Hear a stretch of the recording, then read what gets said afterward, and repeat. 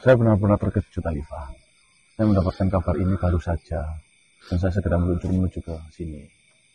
Tujuan saya pertama pengen bersiaroh, yang kedua memang ingin memastikan sebenarnya apa yang telah terjadi. Saya butuh informasi itu. Bukankah kalian yang sedang bertugas ingin menyelesaikan masalah di desa kami? Iya, benar. Saya minta tolong. Tolong dalam hal apa, Alifah? Coba kau ceritakan sebenarnya apa yang terjadi biar kami paham titik permasalahannya. Seperti ini sih. Kok bisa suaranya agak keras nggak, Alifah? Seperti ini. Yang terjadi di keluarga saya itu awal muasal disebabkan oleh saya. Olehmu? Benar sekali. Ya. Saya pada saat itu sedang belajar di sekolah. Secara tidak sengaja saya menjatuhkan HP teman saya hingga rusak. HP temanmu hingga rusak? Namun teman saya tidak terima. Teman saya meminta agar saya mengganti rugi apa yang dia punya. Astagfirullah, cuma gara-gara HP? Sedangkan kami dari keluarga yang kurang mampu. Ayah saya, Ustadz Jayati, hanya bekerja mengajar di masjid dan juga terkadang membantu untuk meruqyah para warga yang sedang terkena masalah. Ya. Tidak ada penghasilan yang tetap dari keluarga saya. Dan pada saat itu saya bingung. Saya bercerita kepada kedua orang tua saya untuk membelikan HP. Untuk menggantikan HP teman saya yang dirusak oleh saya dengan harga sekitaran 17 juta. iPhone ya? Benar. Mahal ya. Semenjak saat itu, keluarga saya pun kebingungan, apalagi dengan saya. Saya hanya diberi waktu 1 minggu untuk menggantinya. Namun, tiba-tiba di suatu malam, pada saat saya memikirkan cara untuk mendapatkan uang agar bisa membeli HP itu, tiba-tiba ada yang mengetuk jendela kamar saya. Ya. Dan itu namanya Cindy. Ya. Dia salah satu warga tetangga saya yang memiliki kekayaan yang mungkin lebih. Tiba-tiba dia mengajak saya keluar untuk mengobrol dan berbincang-bincang di rumahnya. Saya juga mencurahkan apa yang ada di dalam hati saya kepadanya. Dan ternyata si Cindy itu mau membantu saya dengan memberikan sejumlah uang kurang lebihnya 30 juta. Baik. Setelah saya mendapatkan uang itu, si Cindy tidak meminta untuk dikembalikan sedikit pun. Dia memberikannya kepada saya secara cuma-cuma. Dan di pagi hari, setelah saya mendapatkan uang, saya berbicara dan berbincang-bincang dengan orang tua saya mengenai uang itu.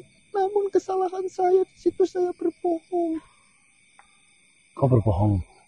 Bohongnya bagaimana terhadap bapakmu? Saya mengatakan bahwasanya uang ini saya dapatkan dari hasil jualan online. TikTok, kau jualan TikTok? Saya berbicara seperti itu karena dari si Cindy-nya sendiri tidak mau. Dia itu diketahui telah memberikan uang kepada saya.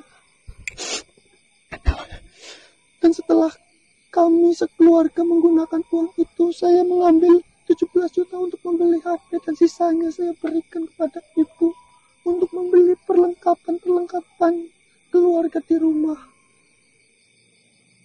Lalu setelah saya berangkat ke sekolah, saya mengembalikan HP itu kepada teman saya. Semuanya berjalan lancar, tidak ada halangan apapun. Dan di suatu maghrib kita melakukan makan malam bersama. Di situ makanannya sangat-sangatlah enak-enak. Karena mumpung ibu sudah mendapatkan uang yang diberikan oleh saya, akhirnya kita makan dengan bahagianya bersama-sama di ruang keluarga. Namun, secara tidak langsung itu adalah titik dari permasalahan yang terjadi di keluarga saya. Nah, maksudnya titik awal permasalahan. Benar sekali. Saya tidak sadar akan hal itu. Tiba-tiba di jam 9 malam, saya sedang belajar di rumah. Kamar saya, hembusan angin itu datang. Tubuh saya merasa kedinginan. Saya merasa ketakutan.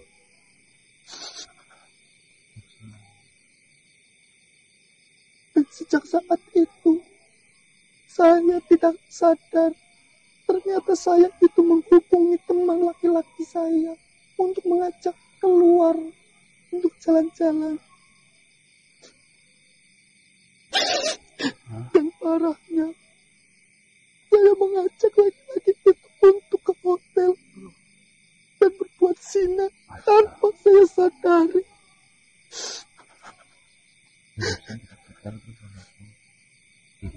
Dan di esokan harinya, saya berangkat sekolah. Saya rasa seperti biasa, namun secara tidak langsung, seluruh teman-teman saya di sekolahan merasakan perubahan saya. Karena dari awal sekolah saya selalu menutup aurat saya. Dan ternyata di hari itu, saya mengenakan rok yang pendek, rambut yang terurai, dan datang ke sekolah. Dan saya menghajar teman saya yang HP-nya saya hancurkan itu. Saya benar-benar tidak menyadari akan apa yang terjadi dengan saya. Saya sadar ketika saya di rumah apa yang sebenarnya dengan saya. Saya membuka HP saya dan ternyata diisi pesan yang tersisa. Saya benar-benar mengajak teman laki-laki saya itu untuk berzina. Saya di situ bingung, stres. Saya ingin melakukan sholat, namun ada bisikan-bisikan di telinga saya bahwasanya istirahat terlebih dahulu. Waktu asar masihlah panjang. Lalu saya tidur sampai meninggalkan sholat. Bahkan sholat maghrib, sholat isya saya tinggalkan. Hari itu berlalu terus-menerus seperti itu tanpa saya sadari. Dan ternyata saya merasakan tubuh saya tidak enak. Mual.